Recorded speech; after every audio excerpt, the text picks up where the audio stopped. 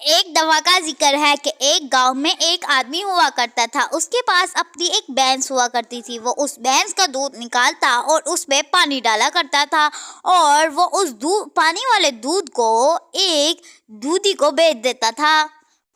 वो दूधी सुबह सुबह उठता और उससे दूध लेता और नदी की तरफ चले जाया करता था। वो इधर उधर देखता है और सोचता है कोई देख तो नहीं रहा, मैं इसमें पानी डाल देता हूँ।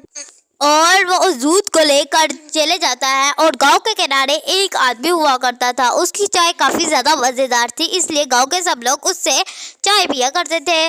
वो उसको दूध दे देता है और वो उससे अपनी चाय बनाता है और वो वापसी चले जाता है वो शख्स, और गांव के दूसरे लोगों को चाय दूध देने चले जाता है। और वो चाय वाला भी उस दूध में पानी डाल देता है। मैं दूध में पानी डाल देता हूँ। सारे लोग भी तो दूध में पानी डालते हैं और वैसे भी हमारी मजबूरी है, हम हैं ही इतने गरीब। चाय ले लो, चाय पानी से पक जाए, गरम गरम चाय, इलायची वाली चाय। अरे भैया, एक चाय का कप तो लगा दो, मेरे मुंह में बड़ा ज्यादा पानी।